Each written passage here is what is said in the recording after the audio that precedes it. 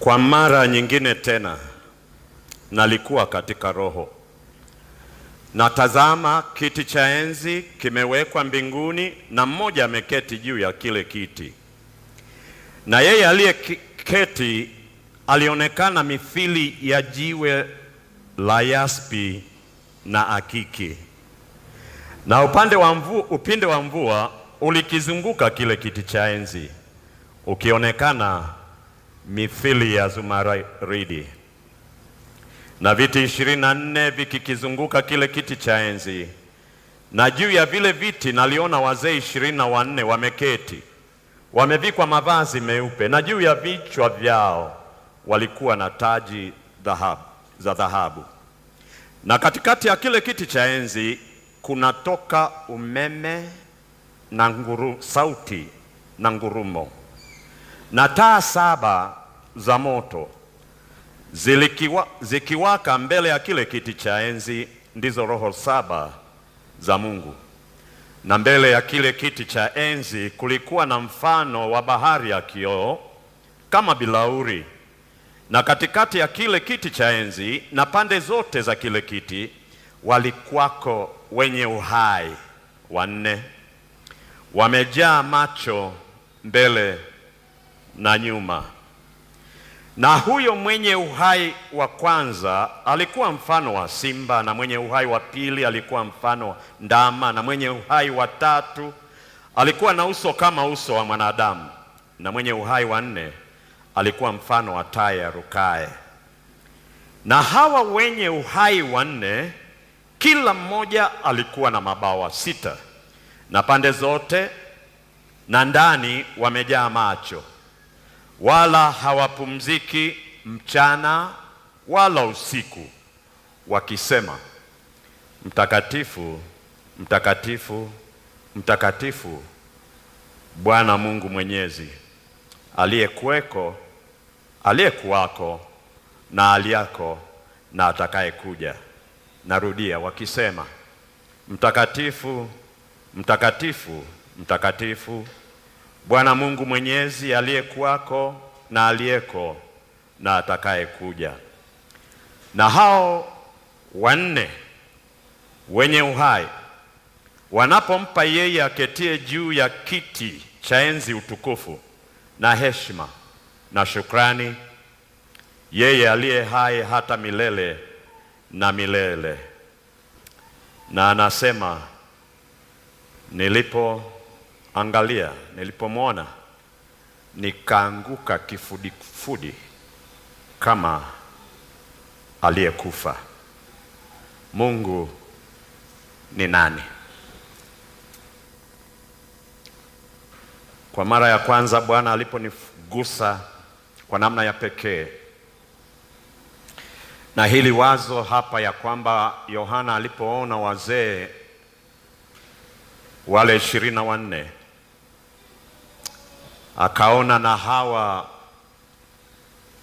wenye uhai macho mengi, ina maana ni akili nyingi sana,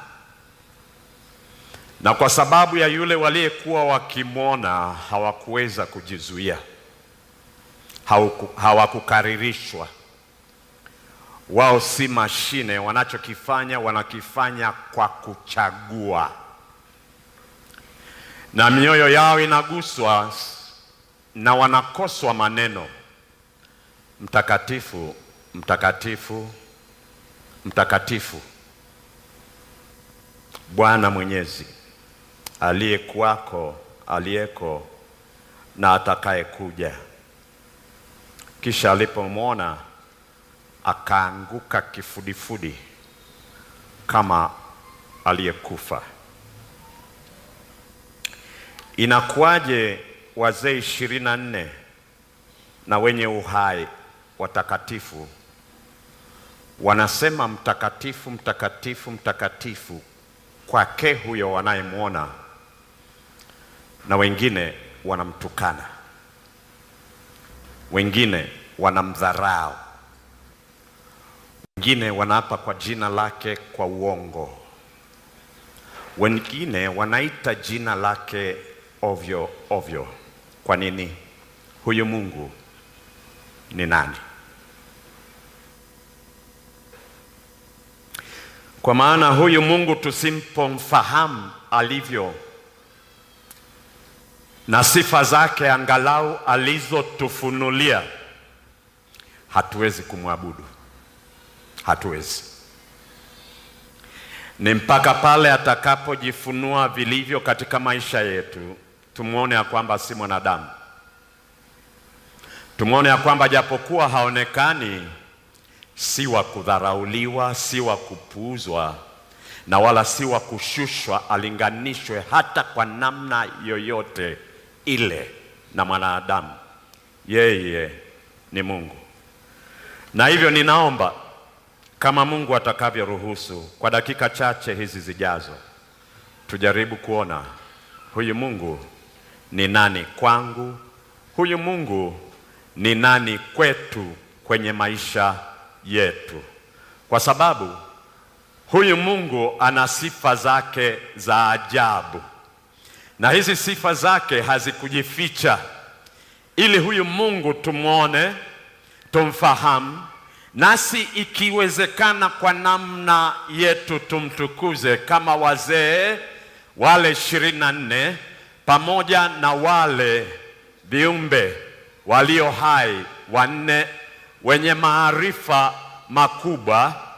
Na kwa sababu wanamuona uso kwa uso, na kwa sababu wanamfahamu huyu aliye Bwana na Mwokozi wa maisha yao, ambaye yeye aliwatetea na akawaokoa, huyu Mungu ni nani, ili nasi tuweze kujibu na kumheshimu kama hawa viumbe 4 walivyofanya. Kwa sababu narudia tena, huyu Mungu hatuwezi kumwabudu katika roho na kweli mpaka tumfahamu huyu Mungu ni nani. Uzuri ni kwamba huyu Mungu hakujificha kwenye kifuu cha nazi.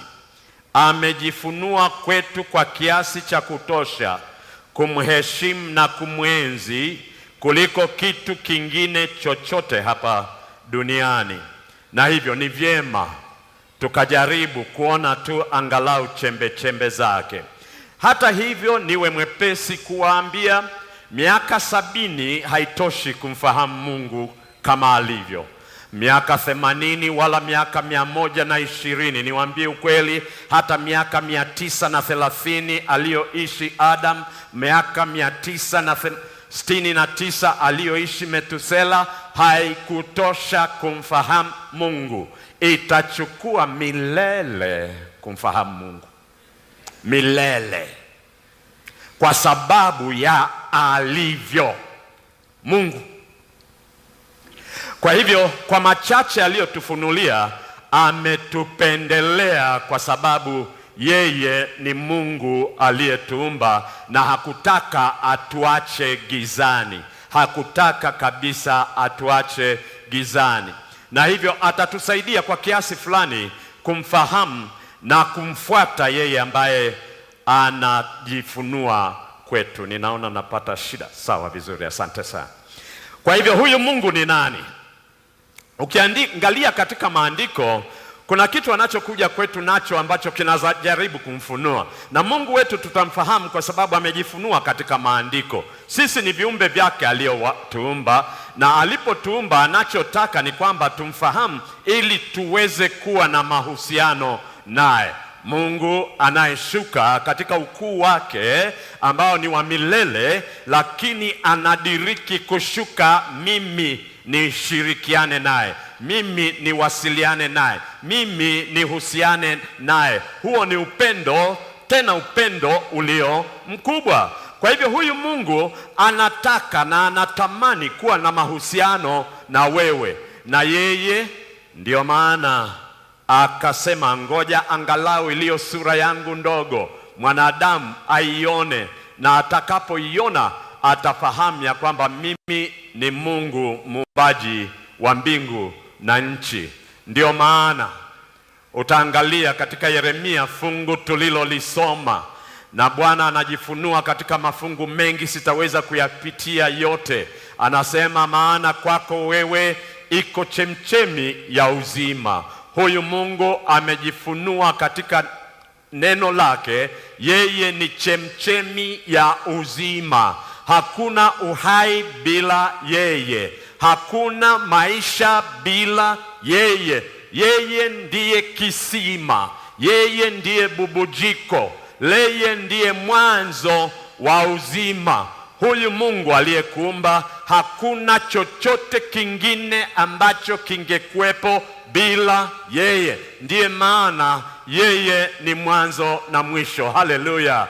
Yeye ni Alfa na Omega, hakuna mwingine kama yeye.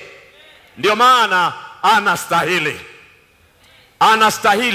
Yeye ni Mungu aliyeumba mbingu na nchi. Ukiangalia katika Yeremia sura ya 10 mstari wa 6, ambalo ndilo nilichagua kama fungu kuu, hapana hata mmoja aliye kama wewe, Bwana, wewe ndiye uliye mkuu na jina lako ni kuu katika uweza. Ukuu wa Mungu uko katika maeneo mbalimbali, lakini anasema hapo, sikumalizia kusoma, kwa kuwa Bwana ni mkuu, mwenye kusifiwa sana na wa kuhofiwa kuliko miungu mingine yote. Miungu hii mingine ni ya ajabu, kwa sababu unaweza ukaigusa, ukacheza nayo. Miungu hii mingine ni ajabu kwa sababu wewe ndiye unayeitengeneza, huyu hukumtengeneza. Miungu hii mingine haiwezi kujipatia jina, wewe ndiye unaipatia jina. Yupo Mungu ambaye hakupewa jina, na hata alipoulizwa na Musa, niwaambie ya kwamba ni nani, akamwambia, waambie mimi niko ambaye niko, I am. Ni jina gani? Ni jina gani? Na ndilo jina kuu la Mungu kuliko majina yote. Na kwa sababu huyo Mungu ni mkuu mno, hata majina yake mengine yote, utaona katika lugha zetu ni kama tunatapatapa kutafuta jina kamili la Mungu. Huyu ni Mungu mkuu, na anastahili tuone angalau chembe kidogo za uungu wake katika maisha yetu, kwa sababu uungu wake utauona katika umbo lake. Uungu wake utauona katika uwezo wake. Uungu wake upo katika sifa zake kuu. Utaona katika mamlaka yake, kwa sababu katika umbo hakuna kama yeye, kwenye uweza hakuna kama yeye, katika sifa hakuna kama yeye, na hata katika mamlaka hakuna kama yeye.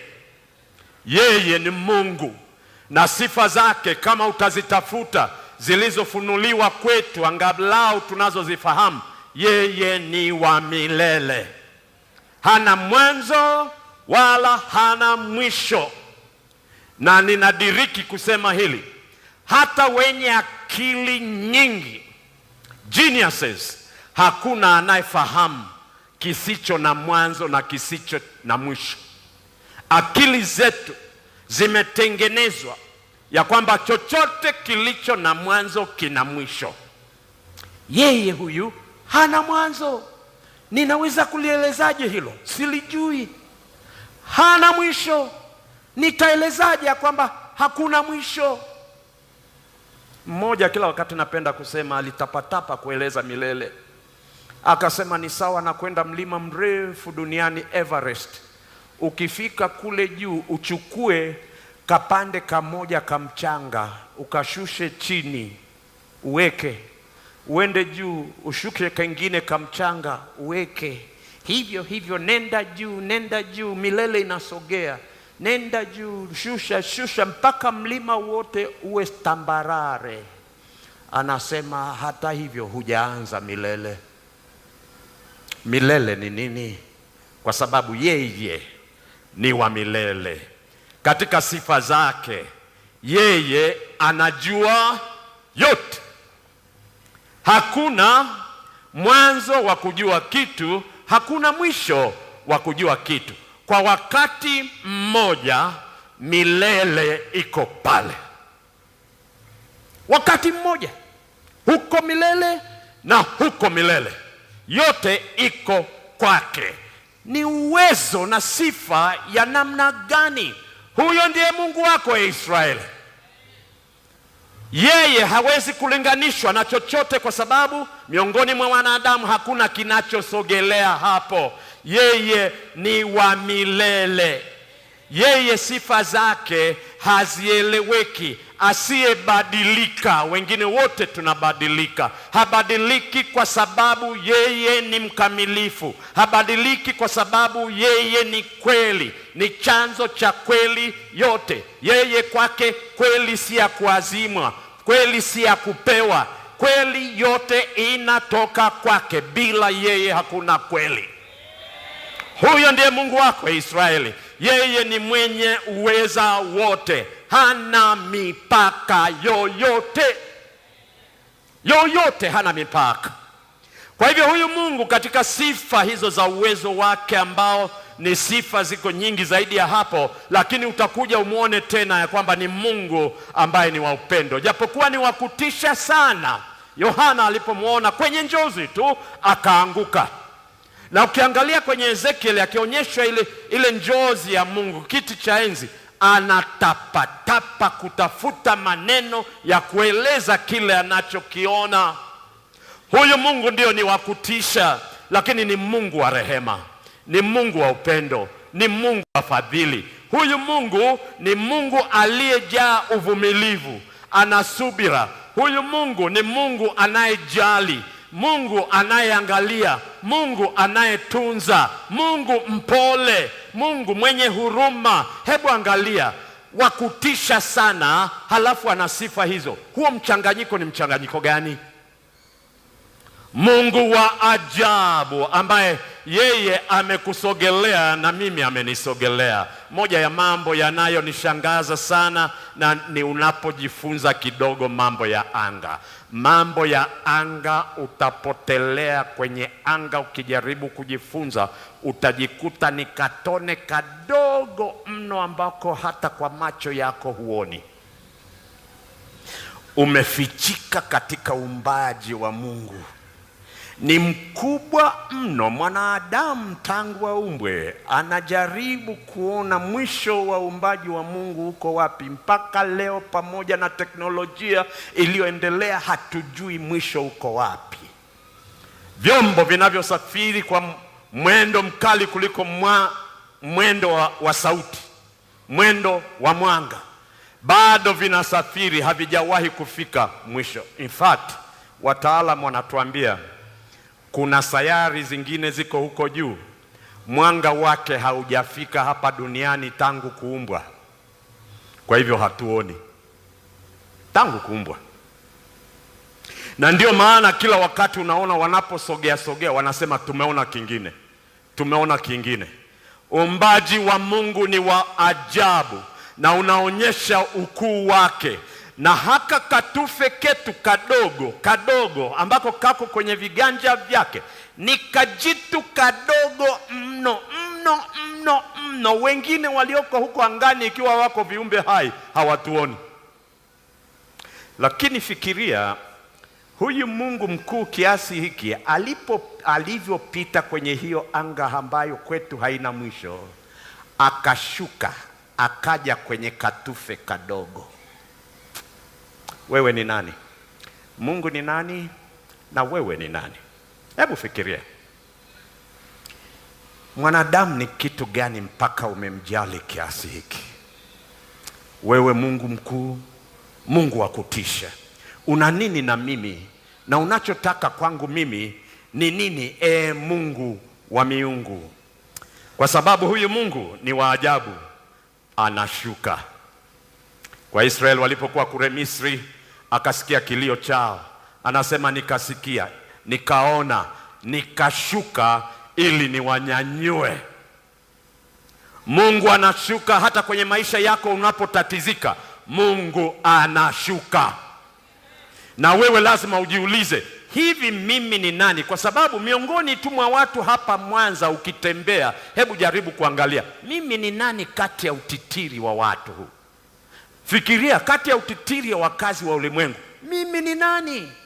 Kuna nchi nikienda ninaona watu. Hapa mnadhani tuna watu? Hapana, ninaona watu. Ukifika India, utokee kuingia kwenye train station yoyote, mliofika mnajua nasema nini. Utaona watu kama mchanga wa bahari, utitiri kama siafu, wengi wengi.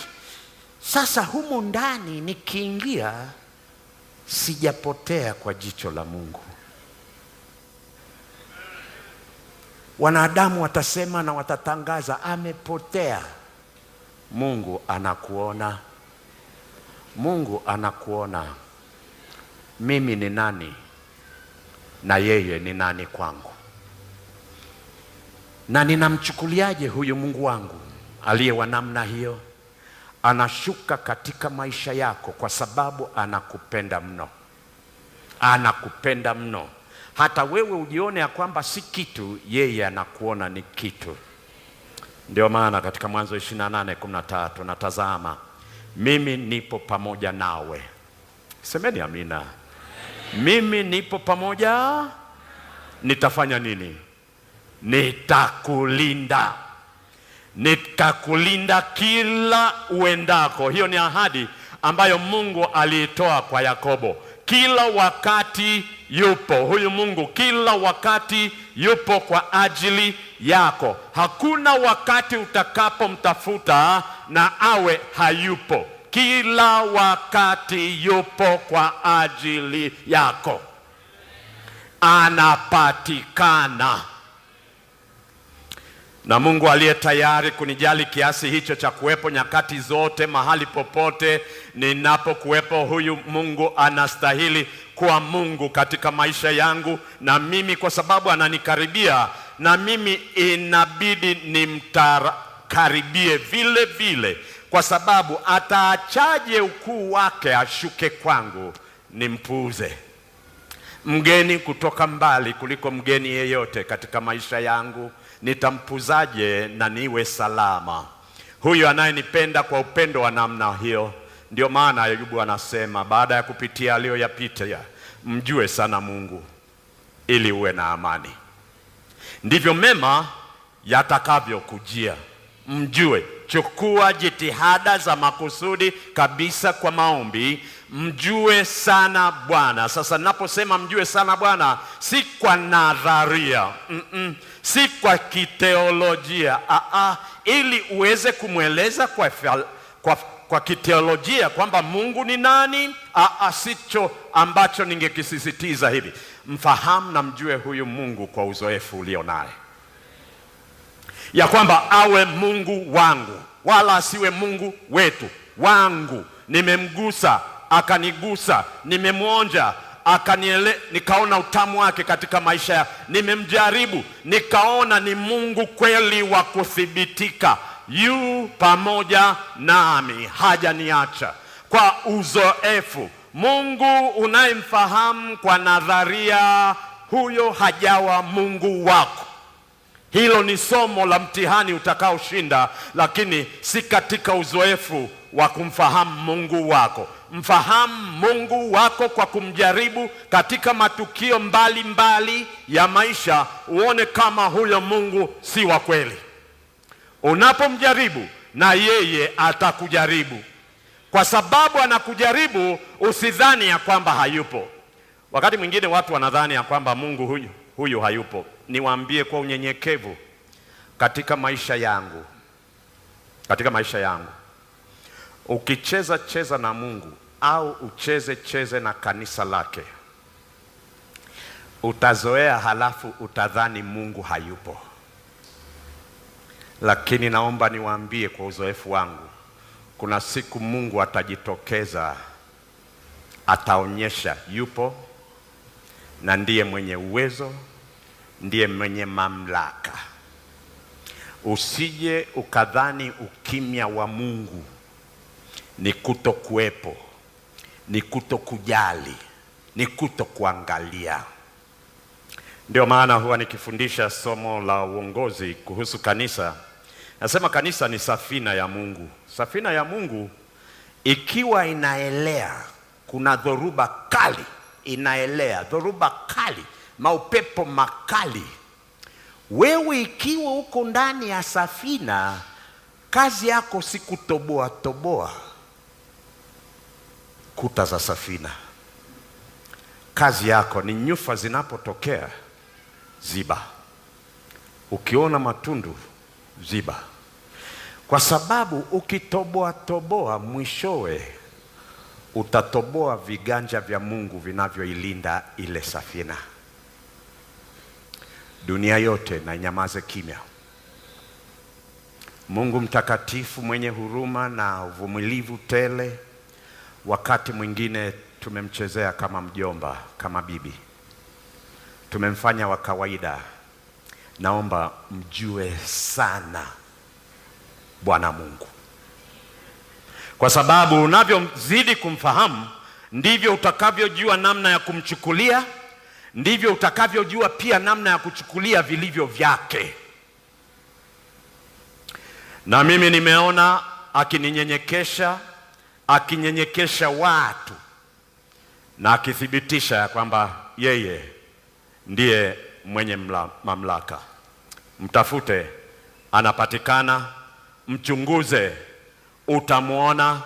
Mtafakari, utampenda sana, kwa sababu ya kile utakachomuona katika mafunuo yake.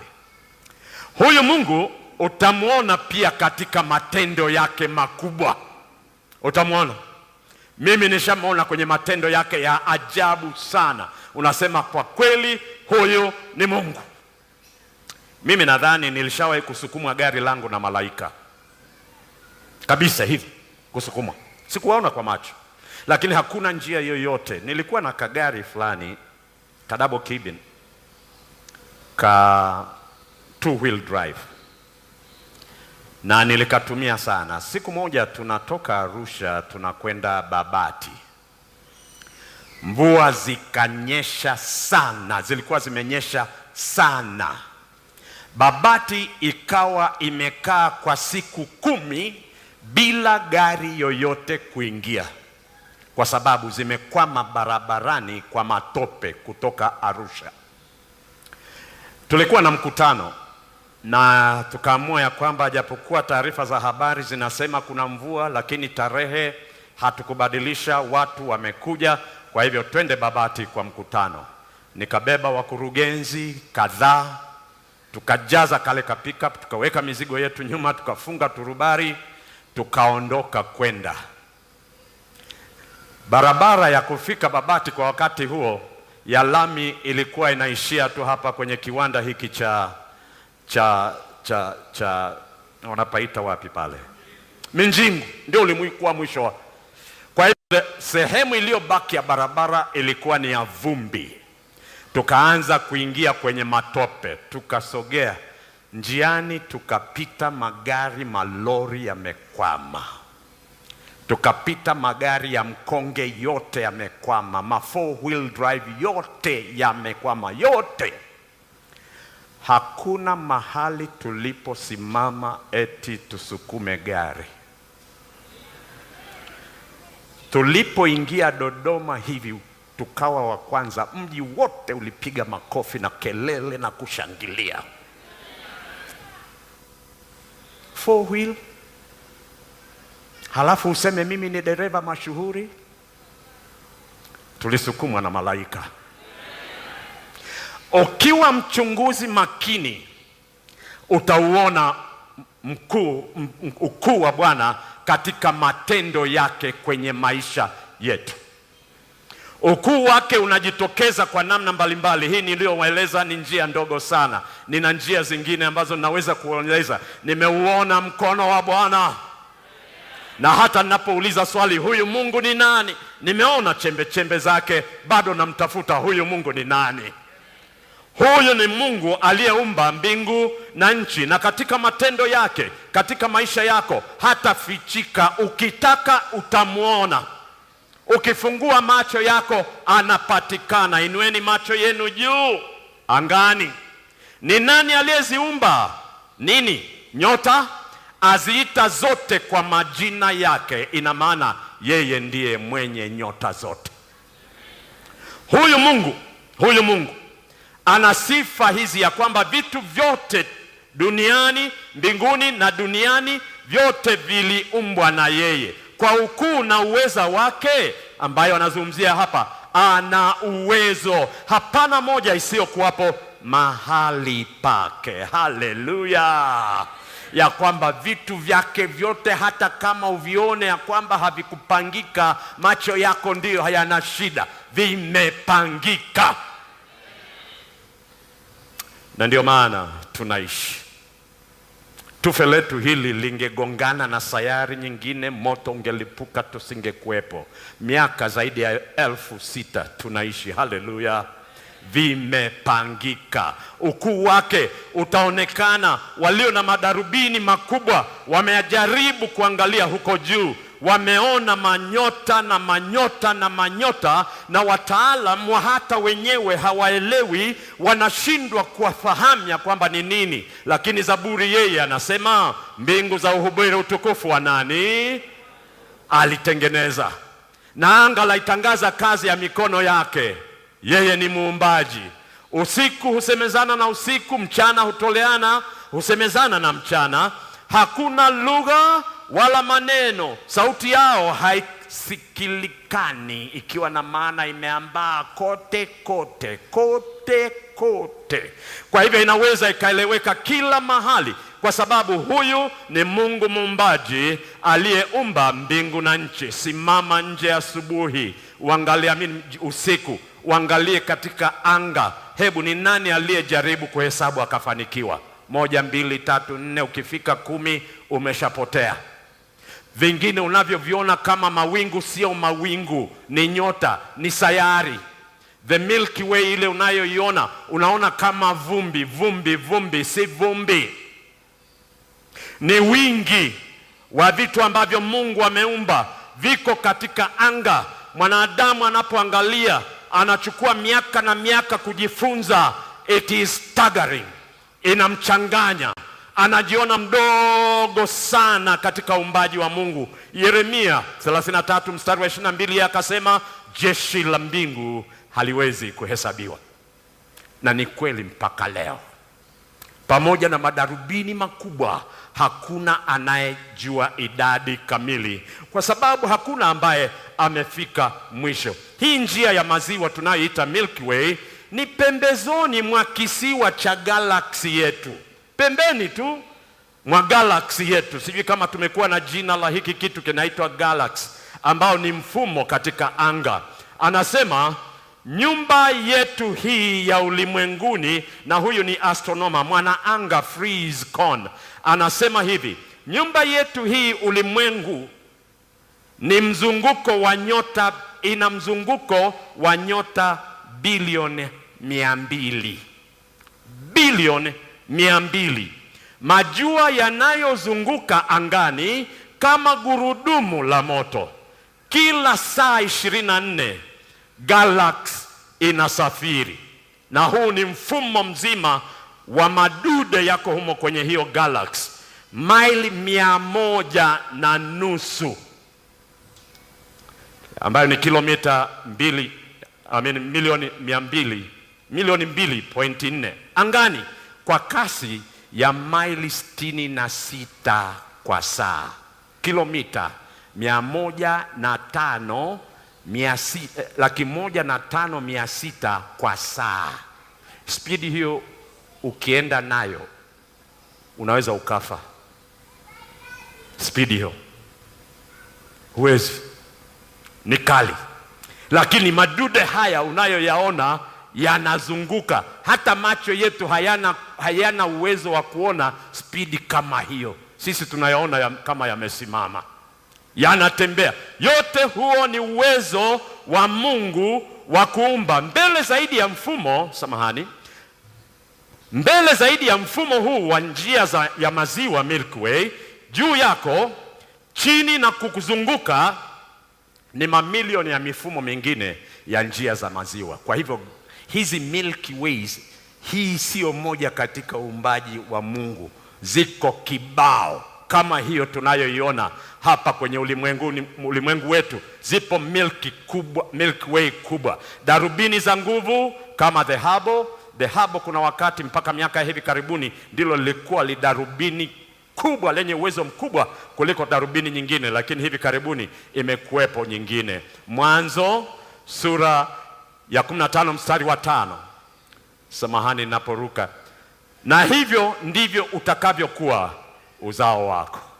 Sasa tazama, Mungu anayekusogelea, Mungu mwenye uwezo, anakuja anamwambia Abraham, kama hayo madude yalivyo mengi hapo juu, ndivyo utakavyokuwa uzao wako.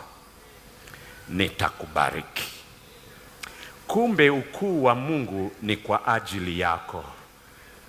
Uwepo wa Mungu ni kwa ajili yako. Sifa za Mungu ni kwa ajili yako. Huyu Mungu ni Mungu wako. Mjue sana Mungu wako. Mtafakari sana Mungu wako. Kwa nini huyu Mungu sichukui muda kumfahamu kama ninavyofahamu ma celebrity? Huwa tunachukua muda mwingi sana kuwafahamu ma celebrity.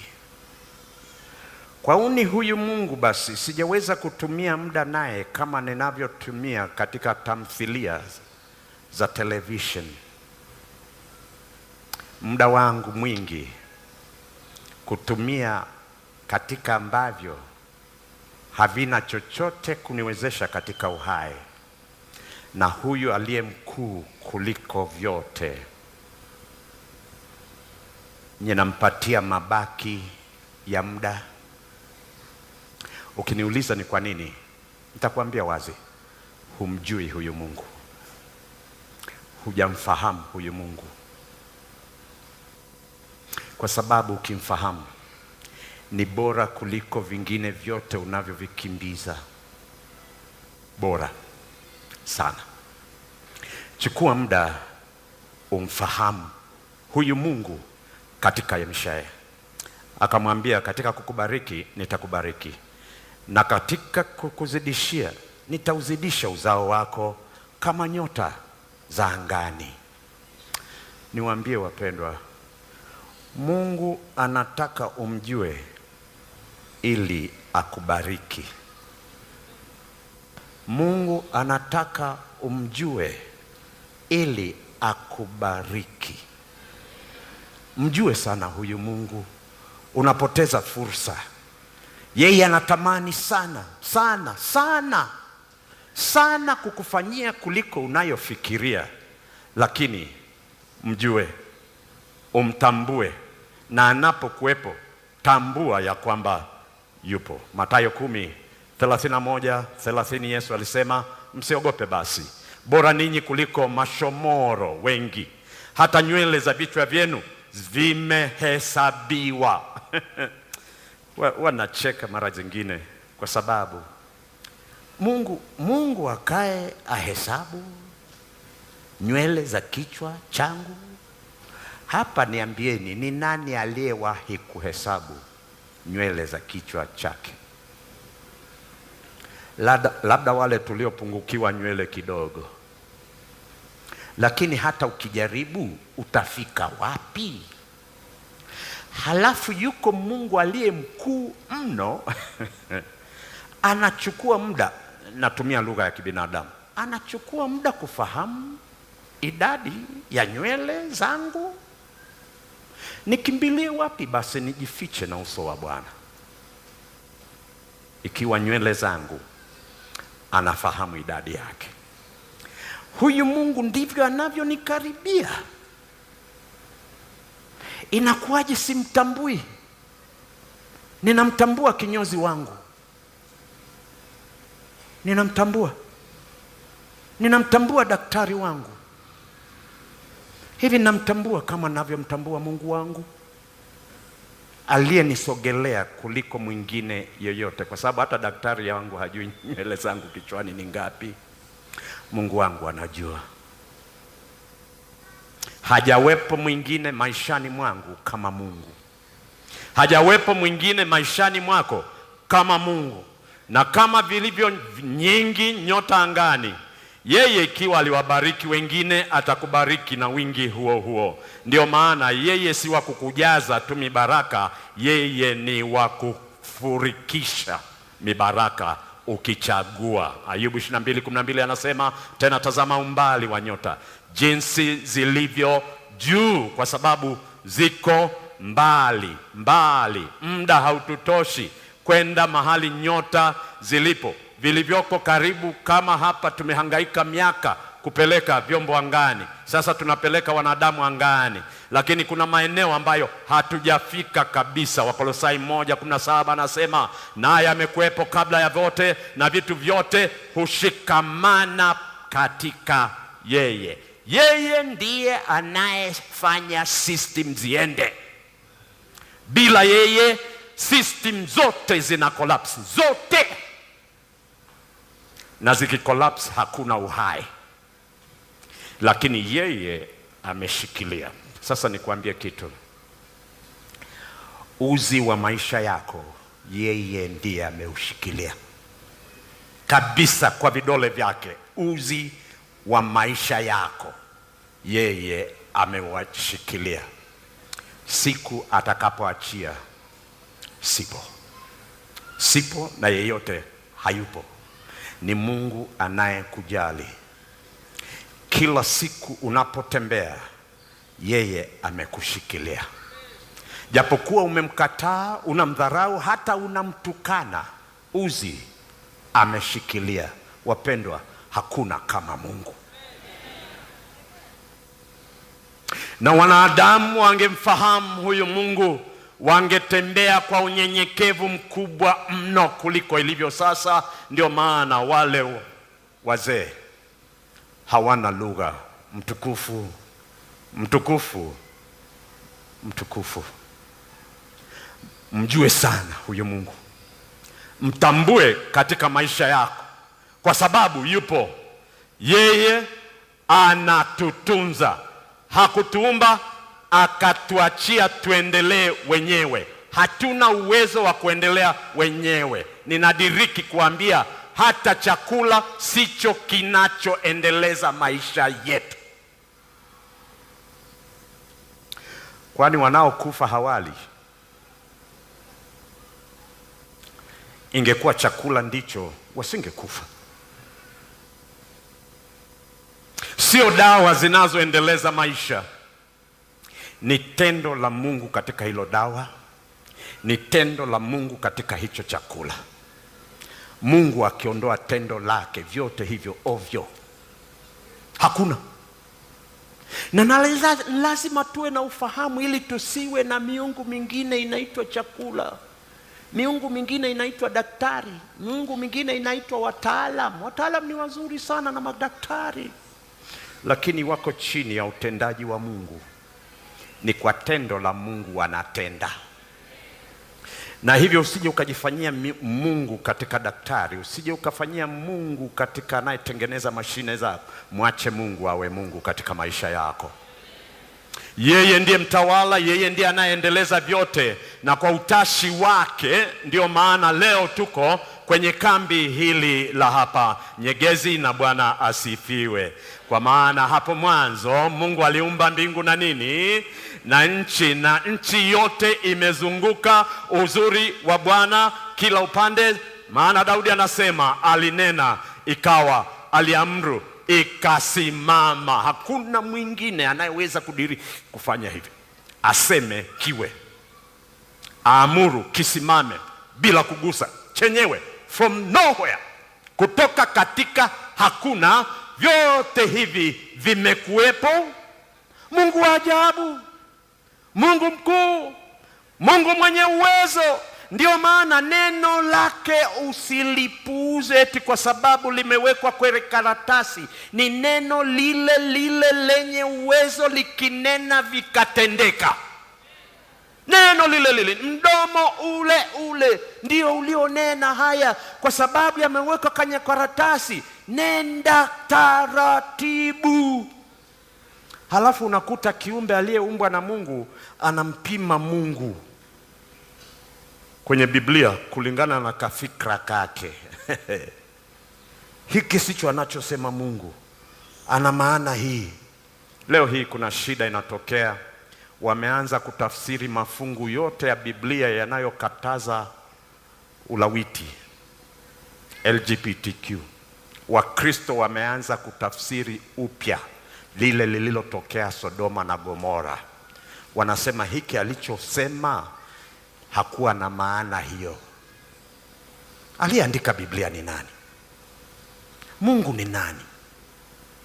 Ili mimi niweze kugeuza kwenye kakichwa kangu haka kadogo mno kwenye uumbaji wake, nibadili hata kauli zake, ikiwa huko sikukufuru. Ukimfahamu sana Mungu huwezi kufanya mambo ya namna hiyo. Utakuwa na hofu kali kwa kujua yeye ni nani, na ni hili neno alilotupatia ni upendeleo tu aliotupatia ili tumfahamu. Ameumba dunia kwa uwezo wake na ameuthibitisha ulimwengu kwa hekima yake na kwa ufahamu wake. Amezitandika mbingu. Ameumba dunia kwa uwezo wake, ameweka ulimwengu kwa hekima yake na kwa ufahamu wake ametandaza. Ni nani basi aliye na uwezo na hekima na ufahamu zaidi yake ili adiriki? Ni kama vile unavyoona sura ya mtoto ukasema anafanana na mama yake, anasema anafanana na baba yake. Katika vile vilivyoumbwa vinabeba sura ya Mungu, na utamuona Mungu katika asilia. Hiyo ni njia nyingine ambayo unaweza kumfahamu Mungu. Unapoona ua la waridi zuri linapendeza, unapomuona ndege anafurahisha rangi zake na tabia zake na mienendo yake, unapojifunza habari za nyuki uone alivyo waajabu katika utengenezaji wa asali na katika kuunda sega la asali kwa vipimo vikali ambavyo havikosewi, unafahamu hii ni sura ya Mungu. Huyu ni Mungu. Ndio maana chukua muda katika asilia, usikimbie kimbie ovyo. Utamuona Mungu katika ua, utamuona Mungu katika jani, utamuona Mungu katika buibui. Ikiwa una hekima na busara ya mbingu, utaona ukuu wa Mungu wa ajabu sana katika Mungu. In fact, utakaa chini kwa kushindwa, kwa sababu ni mkuu mno, haeleweki, humalizi, lakini ni mzuri sana. Mambo yake yasiyoonekana tangu kuumbwa ulimwengu yanaonekana na kufahamika kwa kazi ya mikono yake. Unajua, Waafrika hatujajifunza sana kuthamini asilia. Kwa hivyo unatoa maua, unapanda mahindi, unakata miti, ni jangwa, unaondoa vitu vyenye sura ya Mungu, unaangalia vingine ambavyo havina sura ya Mungu. Uharibifu hauna sura ya Mungu. Mungu alipoviumba vitu vyote vilikuwa kwa ajili ya mwanadamu peke yake, ya kwamba utakapotazama na kuviona utapona. Mental health ni matatizo makubwa tulio nayo. Tumeharibu asilia.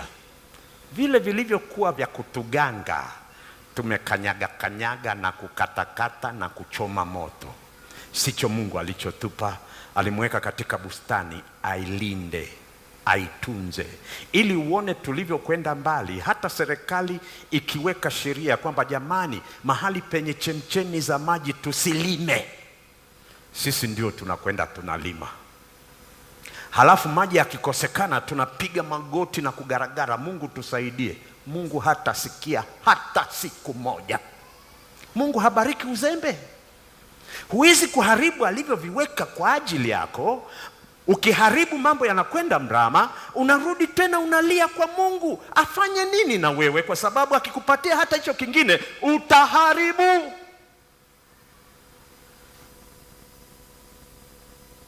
Nilikuwa nikitoka ofisini masaa fulani kwenye uongozi. Kuna wakati unashughulika na mambo mpaka jioni ukitoka chungali Marekani unafahamu kichwa kinauma. Kinauma. Hicho kichwa usinywe aspirin. Mimi niligundua usinywe aspirin. Ikiwa kuna shamba la mahindi mahali yamefika hapa, nenda utembee shambani kwenye hilo shamba, uangalie tu hayo mahindi, na kuahidi ukitoka kichwa kimepona. Ninachokisema si uongo, ni kweli kabisa. Mimi nilikuwa na profesa mkuu wa chuo changu nilikuwa chuo kikuu. Alikuwa anafanya kazi sana sana, kwa hivyo wakati mwingine mudi inabadilika, anakuwa mkali. Kwa hivyo wanafunzi ukitaka kwenda kwake ulikuwa unachagua muda fulani ndio uende, ukienda muda mwingine utaipata. Lakini sekretari wake akafahamu siri, akagundua huyu mzee ukifanya hiki kitu fulani utashangaa, taratibu anapoa. Ukiingia mle ndani mzee aanze kufoka, unashangaa sekretari anachukua kikombe cha maua ya waridi rangi mbalimbali, anakuja anakiweka tu pale pembeni, anatoka. Haichukui dakika nyingi mzee sauti imeshuka, amepona kwa sababu ya maua ya waridi. Chukua muda na waridi, usilikate waridi, usilikate. Ni uponyaji Mungu aliyokupatia, ni afya Mungu amekupatia. Usiwe mharibifu, tengeneza, tengeneza. Uwe kama kaka ya baba yangu. Kaka ya baba yangu alikuwa mkulima, yani baba yangu mkubwa alikuwa mkulima. Wakati wa kuvuna, akifika kwenye hindi kubwa, anatetemeka kabisa, hawezi kuvuna. Si kwa shida nyingine, kwake ni zuri mno, halifai kuvuna. Hivi vitu vilivyoumbwa tetemeka, havifai kuharibiwa. Mungu aliviweka vitunzwe, vikutunze. Mfahamu sana huyu Mungu. Ukiharibu hutapata fursa za kumfahamu huyu Mungu, kwa sababu kila kiumbe kina sifa yake na wimbo wake na namna yake ya kusema Mungu aliniumba, ya kusema Mungu ni mkuu. Ninaweza kuchukua usiku mzima wa leo kuzungumza nanyi juu ya huyu Mungu na sitamaliza. Nataka kuweka mkazo huu kwa sababu ya muda. Hata tuliompokea Bwana kama Mwokozi wetu, hatujachukua muda wa kutosha kumfahamu. Jitathmini mwenyewe katika maisha yako. Kwa kweli umetumia muda gani kumfahamu huyu Yesu, ukilinganisha na vitu vingine unavyovifahamu? Kwa sababu ukimfahamu utamwendea.